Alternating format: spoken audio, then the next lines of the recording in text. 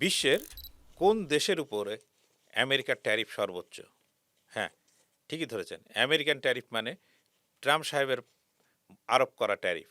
এই ট্যারিফ সর্বোচ্চ কোন কোন দেশের উপরে? এক, নিশ্চিতভাবে ভারত। দুই, ব্রাজিল।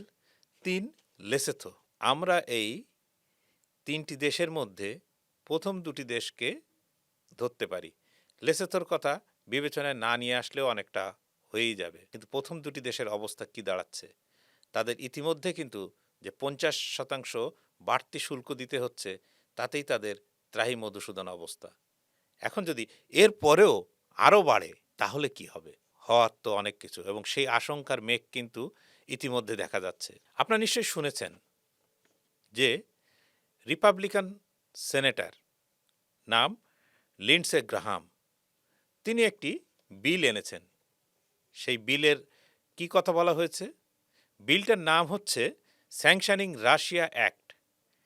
এই বিলে তিনি বলেছেন যে রাশিয়া থেকে কেউ যদি তেল এবং ইউরেনিয়াম কেনে, তাহলে তাদের উপর সর্বোচ্চ 500% শুল্ক আরোপ করা যাবে, এবং এই শুল্ক আরোপের অধিকার থাকবে প্রেসিডেন্টের হাতে। প্রেসিডেন্ট ইচ্ছা করলে শুল্ক চাপাতেও পারেন, নাও পারেন। 500 সর্বোচ্চ 500%। সুতরাং কারোর উপর যদি তিনি 10% চাপান, সেটাও যেমন ঠিক, আবার কারোর উপর যদি আপনার 500% চাপান, সেটাও ঠিক হবে। এখন যারা 50% শুল্কেরই ভার বহন করতে পারছে না, তারা 500% পর্যন্ত শুল্কের ভার বহন করবে কিভাবে? কেন এলো হঠাৎ এই কথা? কারণ আমরা জানি রাশিয়া থেকে যারা তেল কেনে, রাশিয়া থেকে কারা তেল কেনে? রাশিয়ার উপর তো অনেক নিষেধাজ্ঞা, ফলে সবাই রাশিয়ার কাছ থেকে কিন্তু তেল কিনতে পারে না। রাশিয়ার কাছ থেকে যারা তেল কেনে, তাদের মধ্যে প্রথম সারিতে একেবারে 1 নম্বরে আছে কিন্তু চীন, দ্বিতীয় ভারত, তৃতীয় ব্রাজিল। এর বাইরেও কিন্তু আরও অনেক দেশ আছে। আজারবাইজান আছে, আপনার তুরস্ক আছে, আপনার ইউরোপীয় অনেক দেশ কিন্তু ঘুরপথে রাশিয়ার তেল নিয়ে থাকে।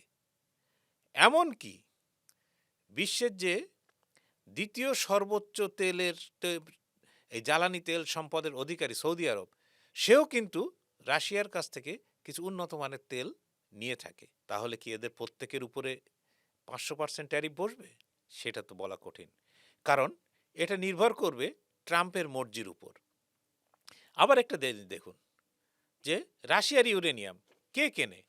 রাশিয়ার ইউরেনিয়ামের বড় ক্রেতা কিন্তু ইউরোপের সদস্য দেশগুলো, আর তার বাইরে অন্যতম বড় ক্রেতা কিন্তু আমেরিকা। তাহলে আমেরিকা কি আমেরিকার উপর ট্যারিফ বসাবে? ও না, আমেরিকা তো আমেরিকাতে কোনো পণ্যই রপ্তানি করে না, তাহলে তার উপর ট্যারিফ বসানোর কোনো বিষয় নেই। তাহলে আমেরিকা যদি একতরফাভাবে যদি রাশিয়া থেকে ইউরেনিয়াম আমদানি করে, তাহলে কিন্তু এই আইনে আমেরিকার জন্য কোনো বাধা নেই। অথচ বাধা কাদের উপর?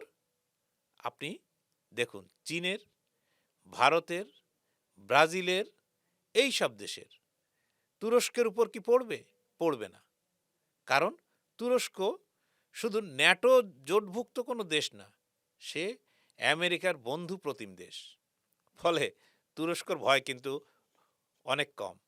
এই জন্যই কিন্তু এই যে লিন্ডসে গ্রাহাম যে বিলটি এনেছেন, তিনি অনেক বুদ্ধি করে সেখানে একটি অপশান প্রেসিডেন্টের হাতে দিয়ে রেখেছেন, যে প্রেসিডেন্ট চাইলে এটি করতে পারবেন, তিনি যদি না চান তাহলে এটি করার সুযোগ নেই। তাহলে আপনি যখন এটি এমনি ট্রাম্পের এই ট্যারিফের যে সিদ্ধান্ত, তিনি যে অতিরিক্ত ট্যারিফ গত এপ্রিল মাসে বিভিন্ন দেশের উপর চাপিয়েছেন, এটা নিয়ে কিন্তু নানা ধরনের বিতর্ক আছে, এবং তার এই আইনি ক্ষমতা আছে কিনা প্রেসিডেন্ট হিসাবে, সেটি নিয়েও কিন্তু মামলা চলছে।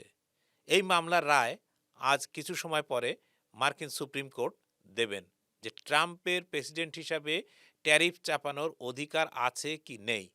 এতদিন পর্যন্ত সবাই জানতো, বা আমেরিকায় যেটা প্র্যাকটিস বা যেটা চলে আসছে, সেটা যে কোনো পণ্যের উপর বা কোনো দেশের পণ্যের উপর ট্যারিফ বা শুল্ক কি পরিমাণ হবে, সেটা মূলত নির্ভর করত কংগ্রেস, মানে হয় মার্কিন প্রতিনিধি সভা না হলে মার্কিন সিনেট, দুটোর কাছ থেকে অনুমোদন নিতে হতো।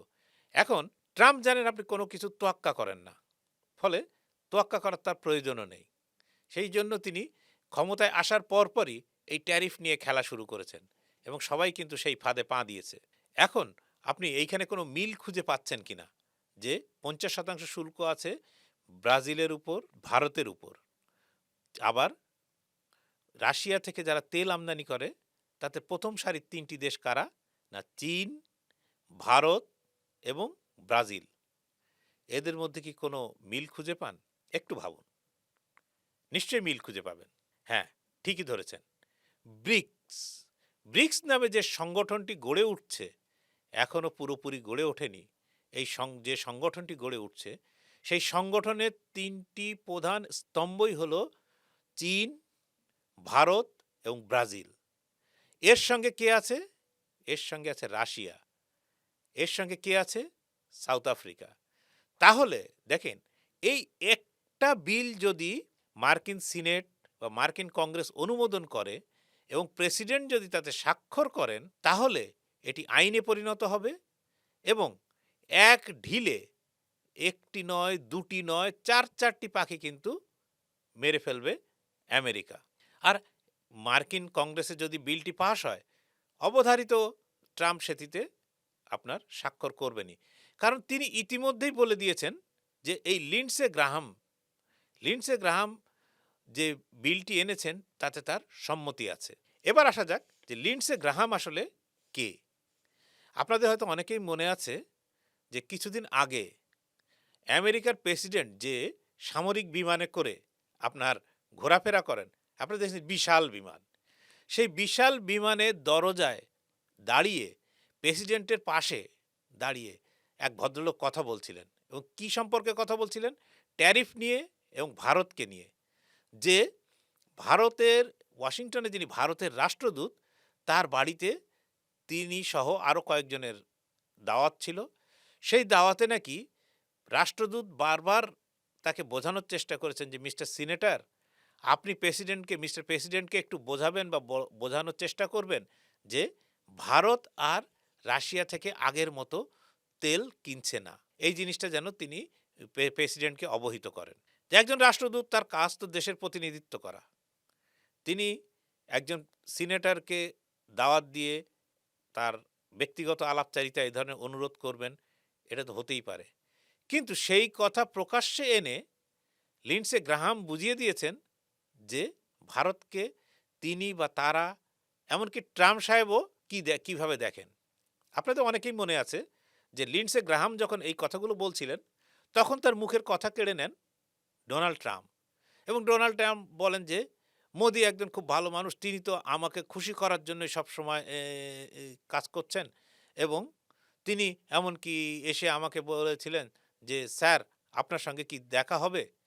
এই যে স্যার শব্দটা, এই স্যার শব্দটা নিয়ে কিন্তু ব্যাপক বিতর্ক ইতিমধ্যে তৈরি হয়ে গেছে। এই সব কথা বলার একটা বড় উদ্দেশ্য হলো যে এই যে 500% ট্যারিফ বসানোর হুমকি, এতে কিন্তু সবচেয়ে বেশি চিন্তিত হয়ে পড়েছে ভারত।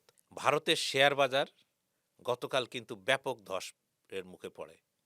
কারণ ইতিমধ্যে তারা জেনে গেছে যে এই যে শুল্ক, 50% শুল্ক তো আছেই, ভারতের সঙ্গে যে আপনার এই শুল্ক নিয়ে যে আলোচনা, সেই আলোচনায়ও কোনো অগ্রগতি নেই। তার উপরে 500% এই যে শুল্ক আরোপের একটা খড়গ নেমে আসতে চলেছে।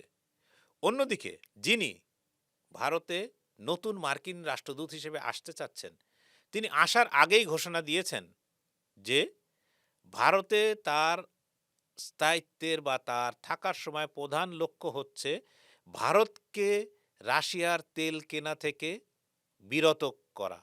অর্থাৎ ভারত যাতে কোনোভাবেই রাশিয়ার তেল না কেনে, সেজন্য তিনি সর্বতোভাবে চেষ্টা করবেন। তাহলে বিষয়টা কোথায় দাঁড়ালো? এখন ভারতের প্রতি বছর আমেরিকায় রপ্তানির পরিমাণ প্রায় 70 থেকে 80 বিলিয়ন ডলার।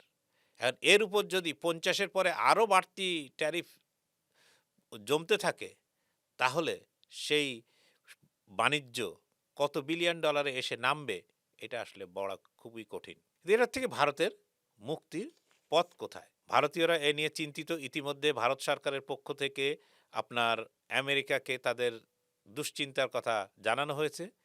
কিন্তু ভারতীয় বিশেষজ্ঞরা যে কথা বলছেন সেটি হচ্ছে, ভারতের একজন সেনা বিশেষজ্ঞের কথা শুনছিলাম। তিনি বলছেন ভারত থেকে বা ভারতকে বাঁচতে এখন যেটা করা উচিত সেটি হলো চীন এবং রাশিয়া তারা যে জোটকে শক্তিশালী করতে চাচ্ছে সেই জোটকে সঙ্গে যুক্ত হওয়া, এবং এই যে ব্রিকের মধ্যে রাশিয়া যে একটা উদ্যোগ নিয়েছিল যে ব্রিকের মধ্যে RIC রিক বা রাশিয়া ইন্ডিয়া চায়না যে ভেতরে একটি বড় জোট, এই বড় জোটের ভেতরে আরেকটি বড় জোট তৈরি করার, সেটিতে রাজি হয়ে যাওয়া। ঠিক একই ধরনের প্রস্তাব দিচ্ছেন প্রফেসর জেফরি স্যাক্স। আপনারা তারা জানেন যে কলম্বিয়া বিশ্ববিদ্যালয়ের অধ্যাপক, এবং তিনি খুব জোরালোভাবে সুপারিশ করছেন যে ভারতের উচিত এরকম একটা জোটে সামিল হয়ে ট্রাম্পকে মোকাবেলা করা বা আমেরিকার এই চাপের কাছে কোনোভাবে নতি স্বীকার না করা। এখন জেফরি স্যাক্সের আরেকটি বক্তব্য হচ্ছে যে এ ব্যাপারে চীন যেহেতু এই জোটের মধ্যে আর্থিকভাবে সবচেয়ে শক্তিশালী, চীনের উদ্যোগ নিতে পারে যে ভারতকে আশ্বস্ত করা যে তার পক্ষ থেকে ভারতের কোনো ক্ষতি হবে না এবং ভারতকে একটা তাদের পক্ষে বা ওই জোটে নিয়ে আসা। এবং ট্রাম্প যা শুরু করেছেন সেজন্য সারা পৃথিবীকে অবিলম্বে একটি মাল্টিপোলার ওয়ার্ল্ড বা বহুমেরু বিশ্বতে রূপান্তর কতটা জরুরি সেটিই তুলে ধরছিলেন প্রফেসর জেফরি স্যাক্স। আর তৃতীয় যেটা আছে সেটি সুপ্রিম কোর্ট, আমেরিকার সুপ্রিম কোর্ট, তারা আজকে এই যে ট্রাম্পের ট্যারিফ ধার্য করার ক্ষমতা, সেই ক্ষমতা আছে কি নেই, প্রেসিডেন্ট হিসাবে তার এটা আছে কি নেই, এ বিষয়ে মার্কিন সুপ্রিম কোর্ট আজ তাদের রায় দেবেন। এই রায় যদি ট্রাম্পের পক্ষে যায় তাহলে সব ঠিক আছে, আর যদি ট্রাম্পের বিপক্ষে যায় তাহলে এতদিন যারা ট্রাম্পের বিরুদ্ধে বা ট্রাম্প যাদের বিরুদ্ধে ট্যারিফ আরোপ করেছেন তাদেরকে পয়সা ফেরত দিতে হবে। ইতিমধ্যে আমেরিকার আদালতে ব্যবসায়ীরা, আমদানিকারকরা, ছোট রিটেলার মানে যারা ছোট ছোট দোকানদার, তারা সবাই ট্রাম্প প্রশাসনের বিরুদ্ধে মামলা ঠুকে দিয়ে আছেন। কয়েক হাজার মামলা অপেক্ষা করে আছে ট্রাম্প প্রশাসনের বিরুদ্ধে, এবং এটির ভবিষ্যৎই নির্ভর করছে আজকে সুপ্রিম কোর্টের রায়ের উপর। এখন এই সুপ্রিম কোর্টের রায়ে মার্কিন রিটেলাররা বা মার্কিন ব্যবসায়ীরা, ছোট ব্যবসায়ীরা, অন্যান্য দেশগুলো সহ ভারত, চীন বা ব্রাজিল, এমনকি রাশিয়া, তারা রক্ষা পাবে কিনা সেটা কিন্তু নির্ভর করছে অনেকটাই আজ সুপ্রিম কোর্টের রায়ের উপর। ততক্ষণ আমরাও অপেক্ষা করি। ধন্যবাদ।